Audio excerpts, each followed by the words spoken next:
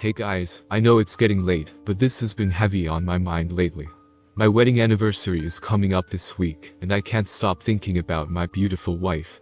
I'm posting this here as a warning and a testimonial of the last time I spoke to the light and love of my life. It was a brisk November night, the trees rustled in the wind, shaking the last of their orange and yellow leaves, and she was returning from a long night at work. She worked a late shift at a convenience store that closed at 12 a.m. Generally she only got the occasional long-haul trucker and random teenager, desperate for a new pod, for whatever vape pen was the flavor of the month.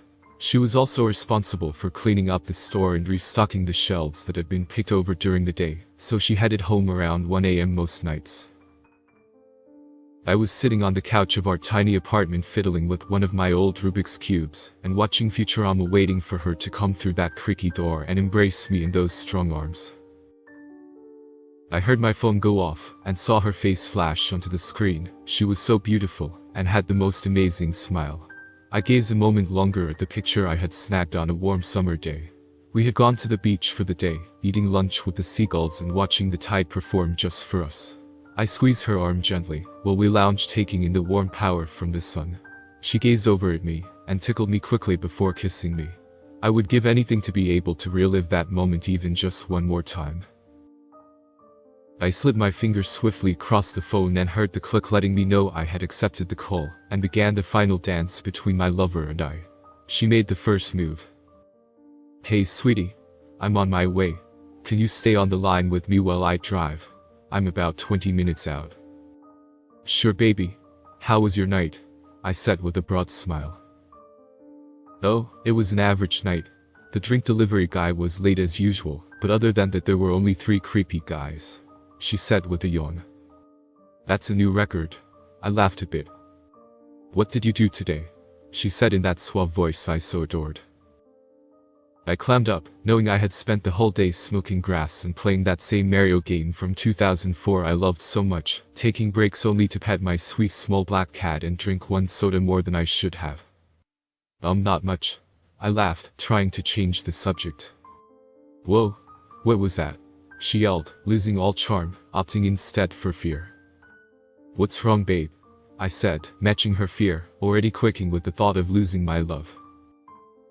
"Damn, I'm okay. All the lights went out. Every single light, even the street lights. It's so dark. The highway is empty and dark, and it scared me. It just shocked me a bit, and my eyes had to adjust quickly. I've never seen it this dark before. Even the stars," she said, trailing off. "Babe, are your headlights working?" I said hurriedly. "Yeah, it just looks like a void in front of me. I can't see anything except the lines on the road. The last time I remember it being this dark I was deep in the woods on a hunting trip with my Uncle Jimmy. I'm putting my hazards on," she said meekly. "Maybe you should hang up, focus on driving," I said softly. "No, I'm so scared. It will help calm my nerves to hear your voice, babe. I've never seen this much darkness. I'm about 10 minutes out." I got up from the couch and began to pace my apartment. "It's okay babe, I'm here," I said, doing my best to keep my wife calm while she navigated the night to make her way home to me. "Okay, can you just talk to me about something?" "Anything," she said with fear. "There are 1,300 plus species of bats, which make them the second most common mammal species, behind rodents," I said with a shaky voice. "There's more than one kind of bat." As her sentence concluded, I heard a loud crash and a moment of static from the other end of the phone call. "What was that?" I said frantically. "Nothing babe, I just turned onto our street." She was already calming down. As she spoke, I noted that her voice had been dripping in static. "Oh, okay babe. Well, I love you," I said, trying to cheer myself up. "Wow, it's dark here too. I can't really see the apartment complex. Can you flash the lights?" she said. "The lights are on babe," I said, confused. "The whole street is dark. Why didn't you tell me the power was out?" she said to me. "It's not. Are you sure you have the right street?" "Yes, Michaela, I'm in front of the building. I'm getting out right now. It's so cold." "Okay babe. I'll get a blanket from our room for you." "Thanks." I'm walking up the stairs. I hurried to her bedroom and grabbed her favorite blanket. Anxiously I waited on the couch for her, phone pressed to my ear like a lifeline to my partner. As I pressed my face into the fleece blanket, inhaling the scent of pine and honey that brought me to my knees, I slipped into a memory. Cold water-logged hands gripped my dry warm ones. I never cared for swimming. Angie loved the water though, it was where she truly felt at peace, so for our weekend outing, I suggest we go to the beach. She tore through the waves, as if they were standing between her and an eternity of bliss. I remember every time she failed to break the surface of the water for too long I felt my heart seize in fear, and my toes would sink deeper into the sand I was lounging on. Each time though, she would break the surface into 100 little pieces and erupt in boisterous laughter. I remember the light. I remember how she looked in the light. The sunlight dancing across that blonde hair like a lit matchbook, and illuminating her freckles like constellations above us. She was my light, now lost in the dark.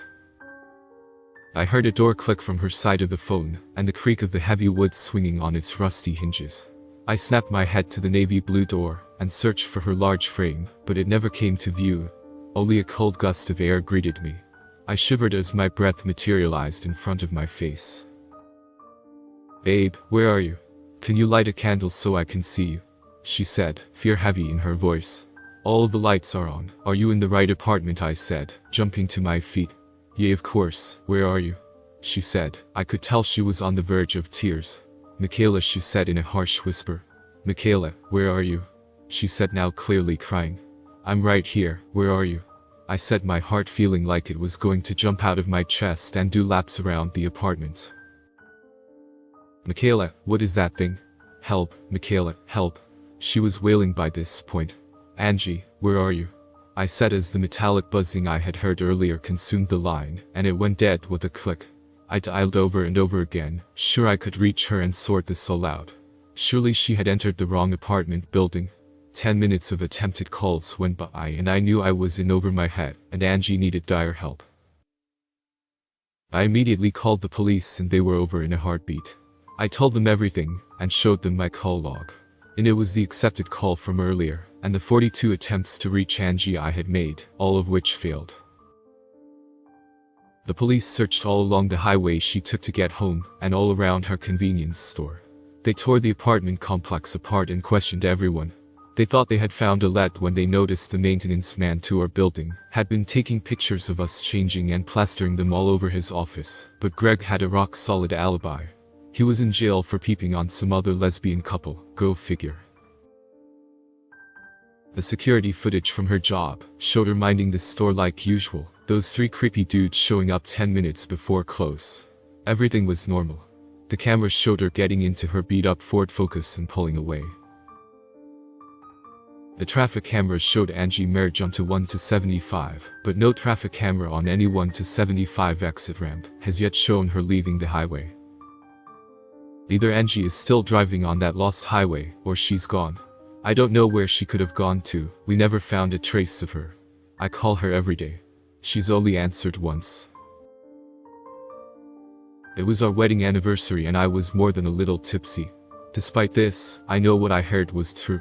I was sitting on that same couch, in that same stupid apartment, crying into that same stupid blanket I always did.